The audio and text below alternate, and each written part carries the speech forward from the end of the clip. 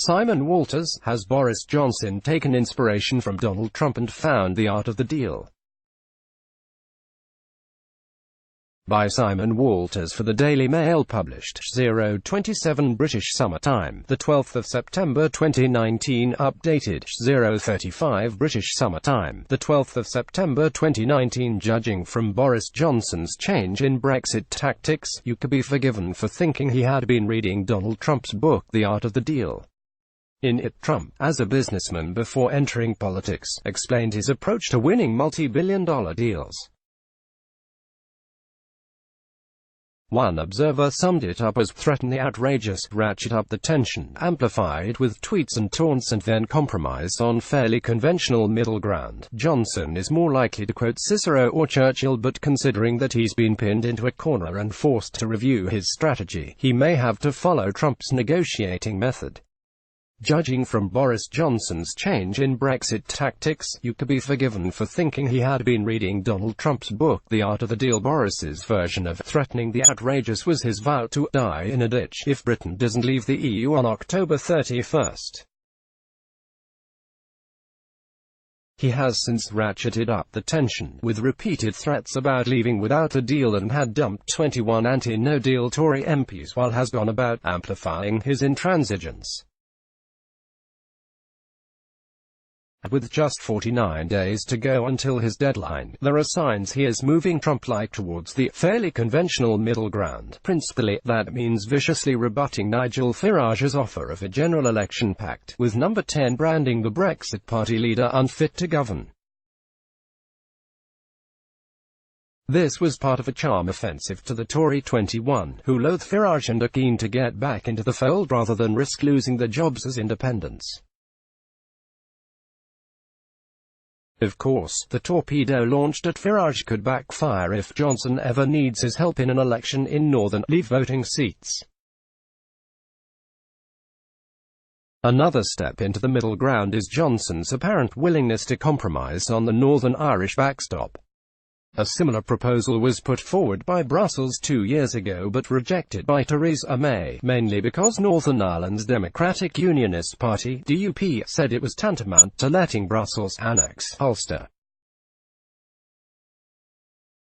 So why has Johnson revived the idea? Ever the optimist, he saw his Monday meeting with the Irish PM as a chance to show he could back out of the corner he has found himself after losing control of the Brexit process to MPs, having had no Commons majority and having failed to get the election he wanted. He stated that a no-deal Brexit would be a failure of statecraft, and said there had to be a way out while giving Ireland the assurances it needs. Boris saw his Monday meeting with the Irish PM Leo Varadkar as a chance to show he could back out of the corner he has found himself in. More details of Johnson's new backstop 2.0, as one diplomat called it, have since emerged. The key difference is that it would only cover Northern Ireland, leaving the rest of the UK free to arrange trade deals with countries around the world. In place of Mrs May's backstop would be an all-Ireland zone for livestock and agricultural goods, which form the bulk of cross-border trade, avoiding the need for most checks. Northern Ireland, but not the British mainland, would stay aligned to EU regulations so as to smooth its working. The EU's newly appointed Trade Commissioner, Irishman Phil Hogan, said the penny was finally dropping in London that the only hope of a Brexit breakthrough was a Northern Ireland-only backstop. Despite this glint of light at the end of the tunnel, Johnson realised he had to convince the DUP and Tory hardliners that he was not ratting on his pledge to win the backstop. Johnson has been helped in his task by changes in parliamentary arithmetic since Mrs May failed 3 times to get her EU exit deal approved. First, the DUP has lost much of its bargaining power. Having expelled 21 anti-no-deal Tory MPs, it would now take far more than the DUP's 10 MPs to restore the Conservatives' Commons majority. So far, the DUP has not rejected Johnson's new backstop plan out of hand.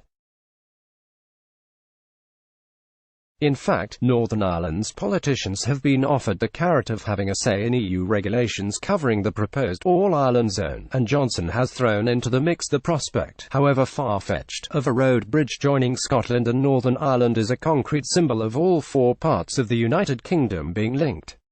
Number 10 sources branded Brexit Party leader Nigel Farage unfit to govern on Wednesday. As well as Farage bashing, he is building other bridges with the 21 Tory MPs he expelled from the party. He's counting on them to back him, because, he says, the spears in my back won't be from you, they'll come from the Spartans.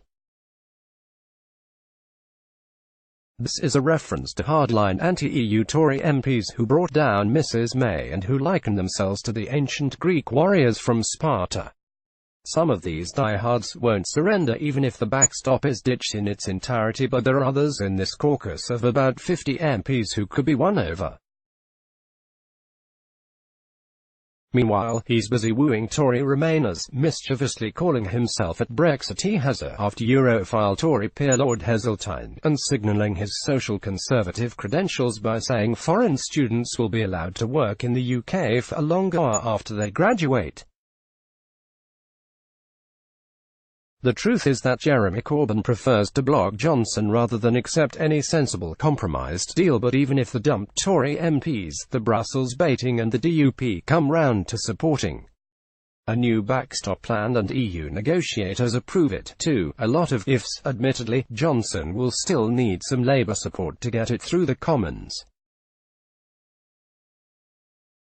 The truth is that Jeremy Corbyn prefers to block Johnson rather than accept any sensible compromise deal.